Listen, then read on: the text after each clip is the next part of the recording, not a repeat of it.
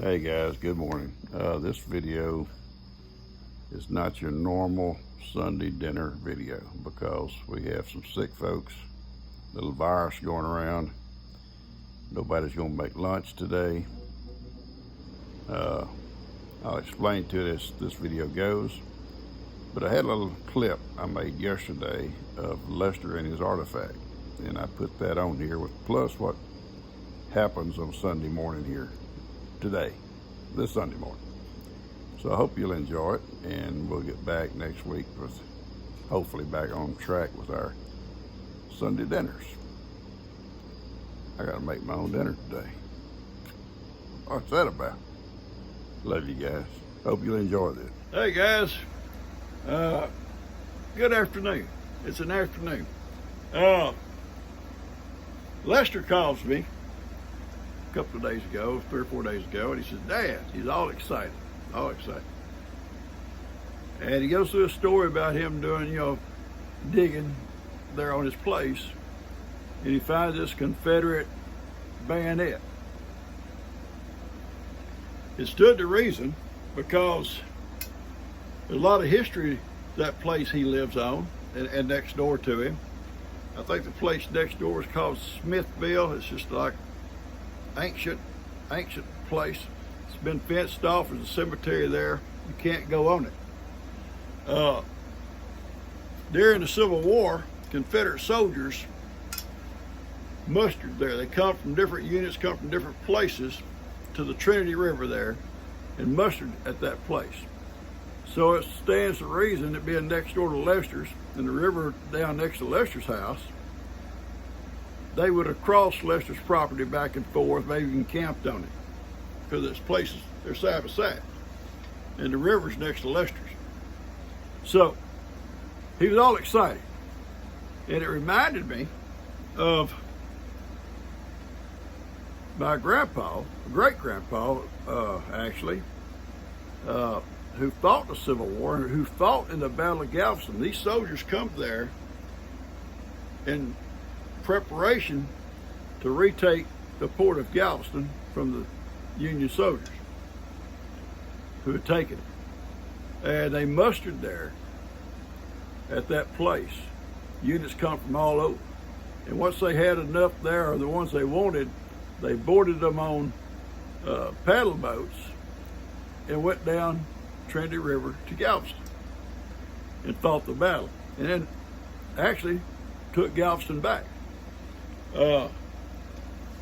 My great-grandpa, which would be Lester's great-great-grandpa, was one of those soldiers.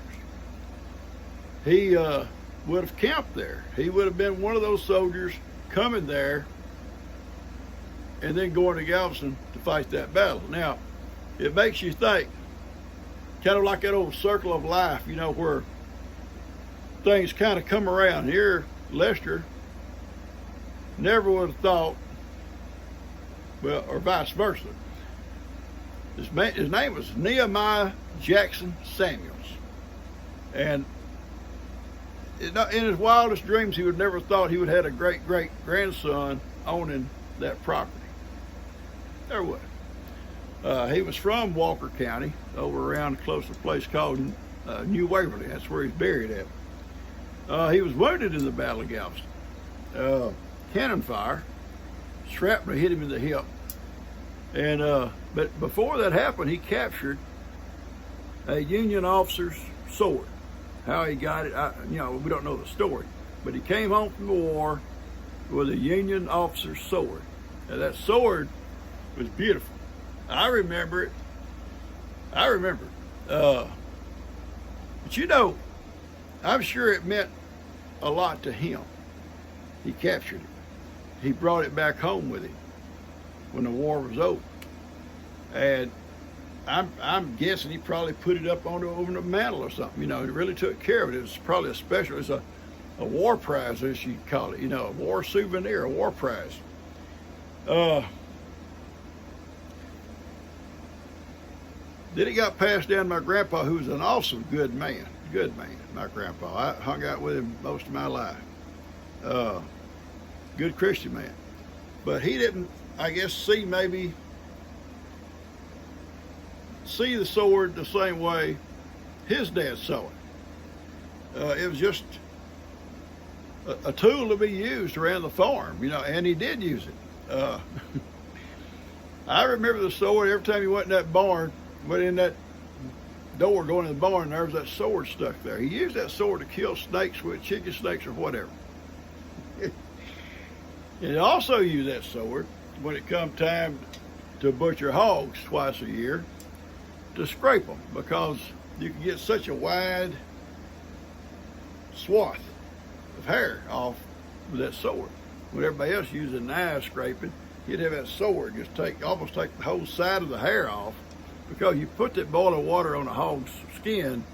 I mean, he's dead, of course, and then you just pull it and it takes all the hair off. It's just like shaving, but it's not cutting hair, it's just taking it right off. But anyway, he used it for that.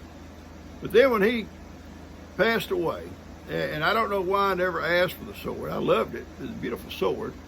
Just never, in my mind, I'm a young man. I got a wife and a little girl. Kim's a baby.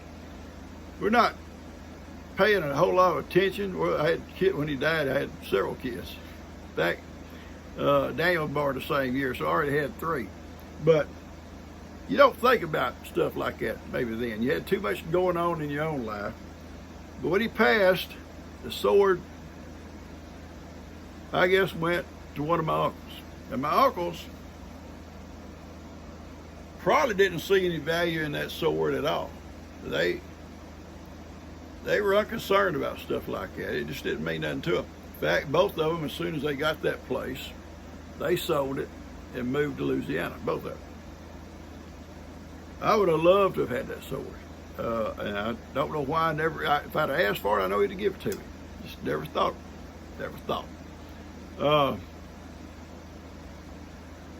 He also had this they had that old big wood burning cook stove. Beautiful big stove with the porcelain doors and stuff, big stove. And they kept it in immaculate shape. I could probably had it too, if I'd just thought to ask. My uncles, when they got to that place, they sold it all piece by piece. Just whatever somebody wanted, they'd sell it, give it away, whatever. And I'm sure that sword got giveaway, thrown away, sold, whatever. Same way with that stove. But now I've got, I like swords. I become a reenactor, and we used swords, but they're replicas, you know, Confederate cavalry swords. They're replicas, you know, that's all they are. They're just replicas. They're still pretty, but I've got a real sword, a real sword. I'll show it to you. It's my United States Marine Corps NCO sword. Got my name on it engraved. It's a beautiful sword. I don't know if you can read it or not.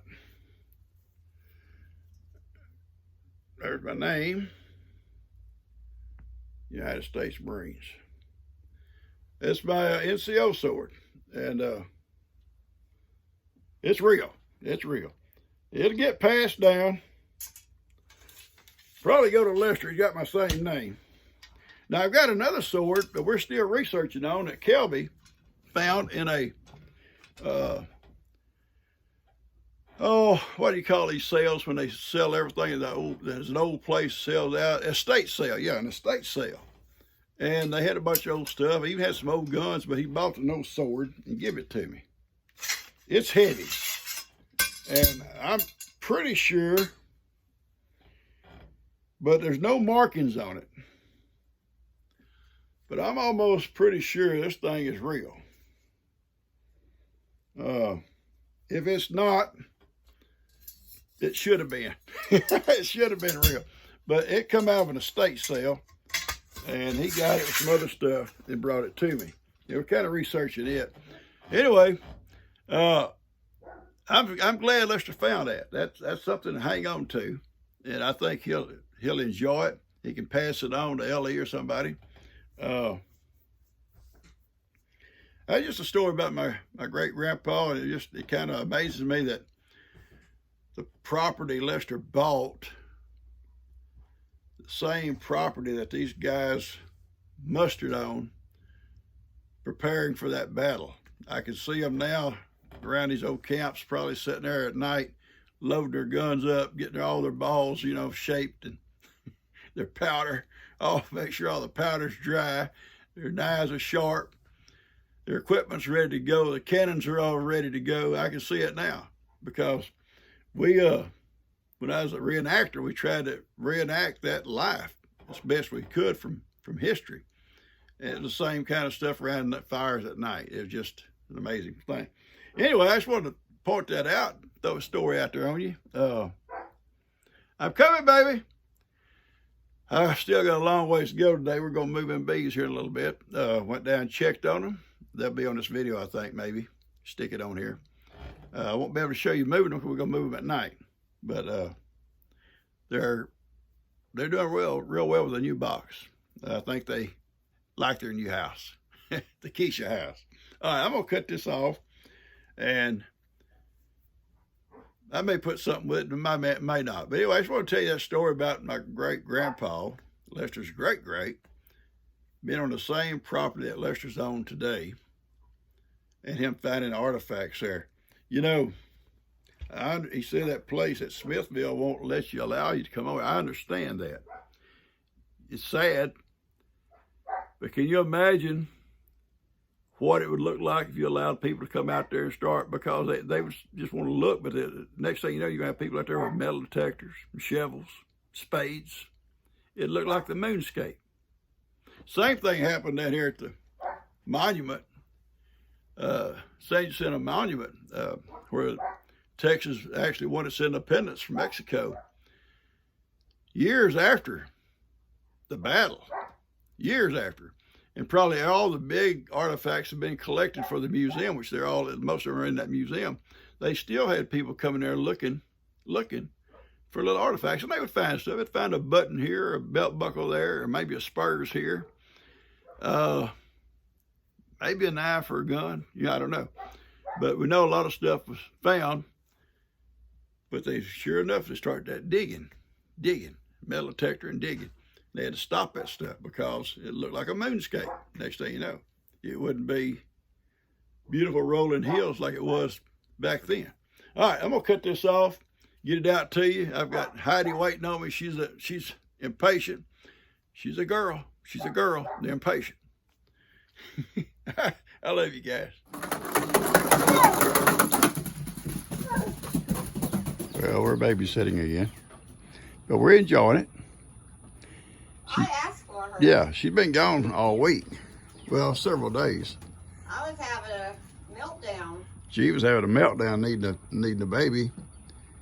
Bree and them been kind of feeling bad for a day, so they ain't been over. And Hoda, tell Papa hi. hi, baby. You know, she calls, says, bring me the baby. So she's, well, I'll bring you one. I'm gonna keep the other. I'll keep the other.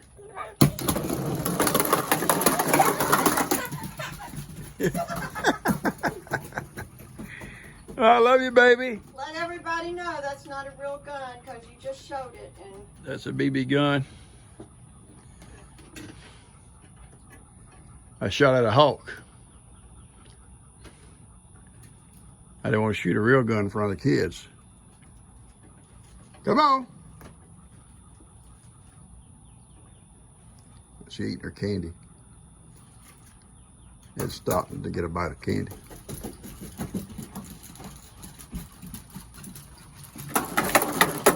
All right, I love you. Bye. Bye, baby. Bye-bye. oh, Coda, I'm perspiring. You just perspiring. She perspires and I sweat. Ladies don't sweat. Yeah, well, I sweat. And I'm about to go down. Bee's gonna drive me down, drop me off in my truck, and I'm gonna bring Bees home. I had to go put some long pants on though. Shorts ain't gonna work.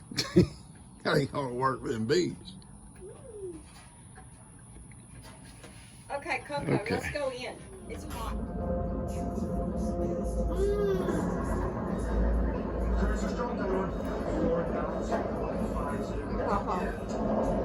Good? You good? Uh-huh. That's good.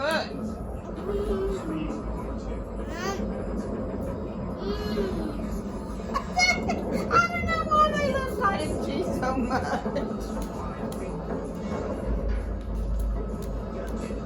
Here.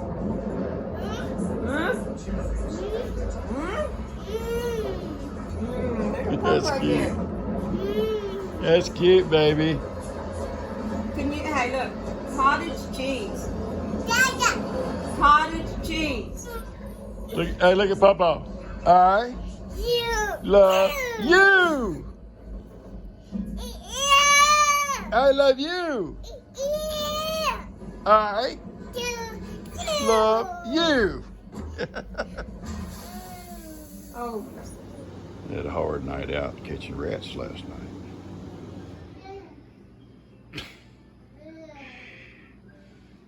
Roman, Macy, Seamus, just come in. I don't want that thing. I'm babysitting her this morning because G woke up sick in her tummy. There's a virus. Lou woke up. Dan said Lou woke up the same way. Bree and them has had it for a couple of days. Her and all of her kids. I'm trying to avoid it. So there probably won't be a Sunday dinner video today, but I'll get this out to you. Just kind of show you some stuff around here for a Sunday day. A Sunday day. Sunday day. Okay. I gotta do the birds now.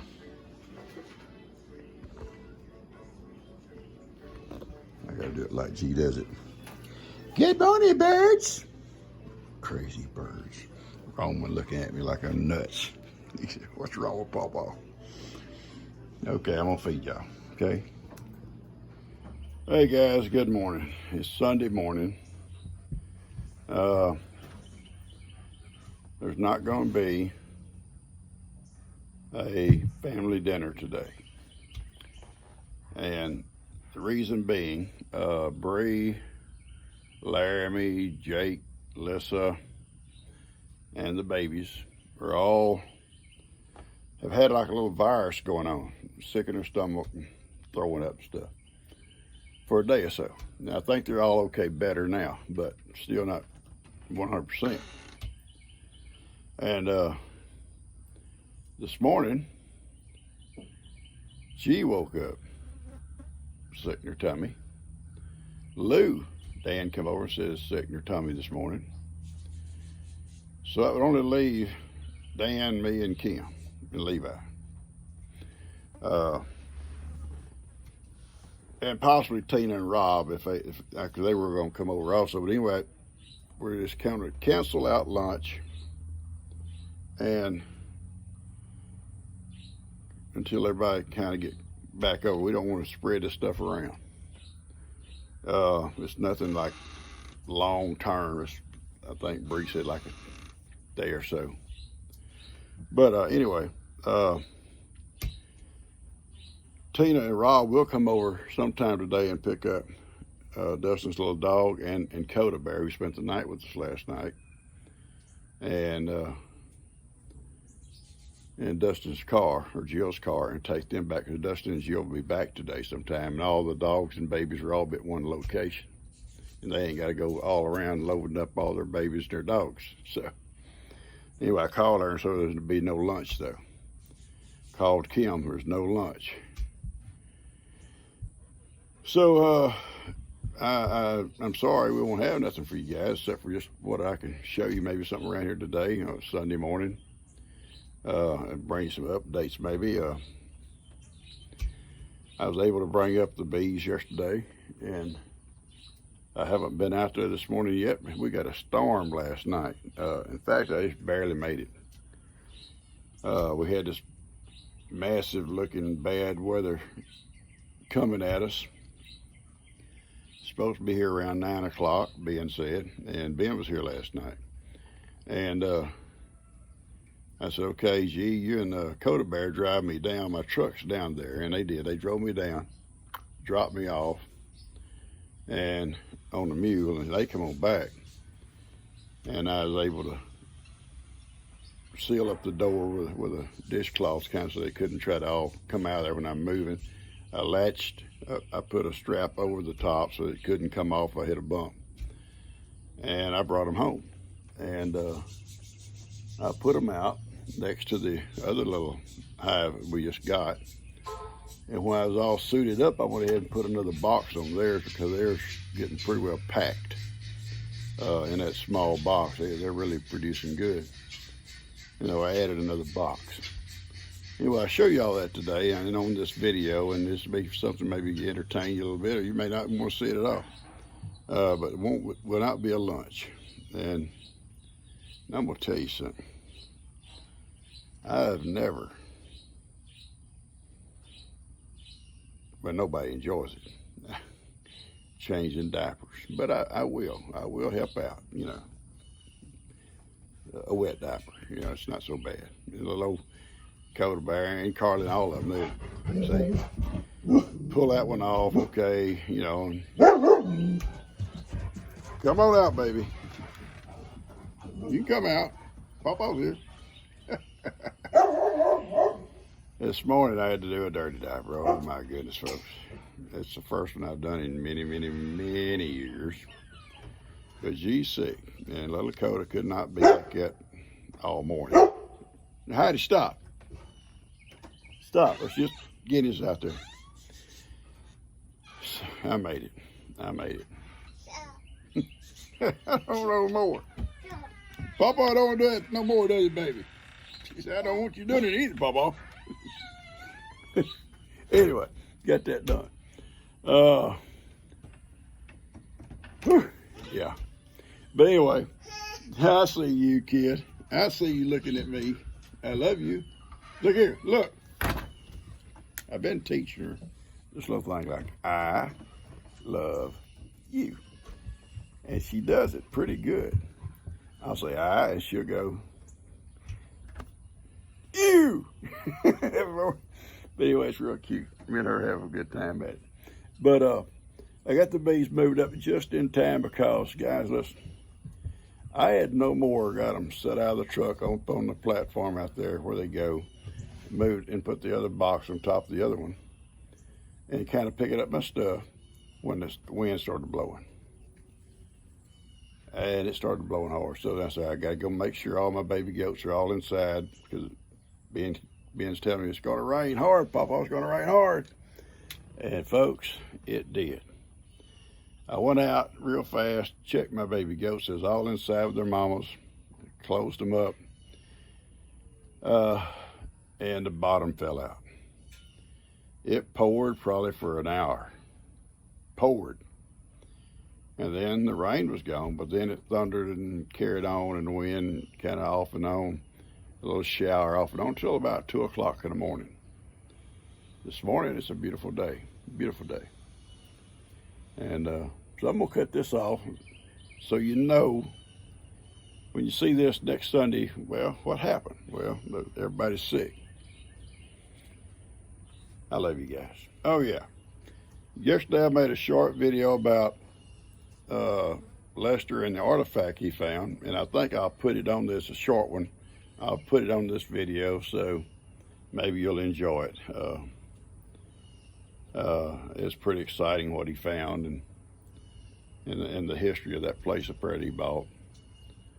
So anyway, I'll put that on this video. Love you. Yeah. I do it. I love. Put your hand on your chest. Love you. Yeah. Silly kid. All right, guys. Yep. Me and my little girl. Me and my little girl. And naturally Heidi and Kippy. It's a Sunday. We got to go feed up. She's not feeling well. And we put it off as long as we can. Everybody's waiting. We're going to go feed up, right? Right. Yeah. We're not having lunch. I told y'all that. So try to get you something out as a video, and hope it'll suffice instead of our regular Sunday lunch video. Because everybody got a bear, me and old Dakota Bear. We ain't, do we, baby? No. I parked over there out of the way. I don't want to, that's my neighbor shooting. As you can see, I added a box last night to this hive here. And you see the little bees are coming and going in the Keisha house. Those come from the river. All these other bees are doing good. I haven't mowed out here in several days because I'm letting everything try to settle down, but I will come out and mow in the next day or two. Okay. Anyway, they're doing good. So we're gonna go ahead and finish feeding up.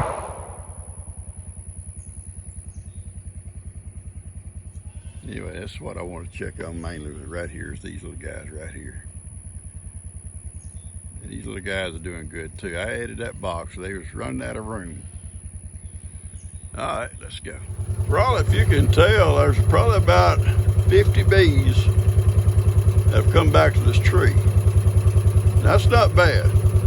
I'll check it late this afternoon, and I'll spray them with the sugar water, sweep them off into a bucket or a jar, put a lid on it, and take them back up and put them in their house. All right, you ready to go, baby? You ready to go? Anyway, looking good.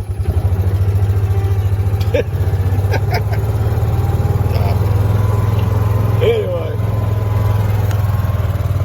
I got her, I got Kippy, I got Heidi.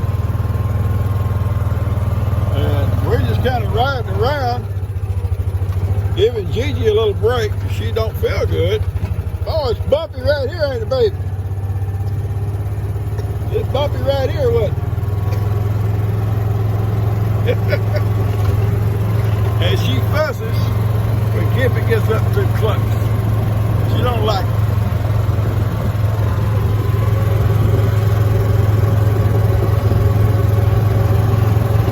I love you. Hey, hey, little girl. I love you. She's not in the mood for it right now. Kippy done got her mad. She's mad at Kippy. All right, we got everything fed up. We're headed back home. I just want to come check that bee tree, see how it's looking. So we're headed back home. Tina and Rob will come over sometime this afternoon to get Dustin's car, or Jill's car, and get Coda and get the little three-legged dog, Sansa. I call her Stanza and everything else. Like Sansa. Anyway. And they'll come pick those up. So Dustin and Jill, when they get home late this evening, they won't have to be running all around trying to find everything. All right. What good driving does, guys. If you drive good, you can put them to sleep every time. I got to take her in. What do you think, Heidi? Heidi says, Skippy, what y'all think? All right, I'm glad I keep her seat belted in. I'll come around and get her. That's all it takes is just good driving. Good, smooth driving. All the baby goats are good. It's got through feeding up. They're all fine. Nobody else had babies since. So I'm gonna take her in. Okay, folks, the baby's asleep. She's trying to rest. I'm gonna cut this off and I'll get it out to you. Sorry we didn't have our Sunday dinner. Hope you'll enjoy the part about Lester and his artifact, and our morning with little Coda Bear. Hope you enjoy it, and you guys have a great day. And next week, hopefully we'll have be back to our Sunday dinner. All right.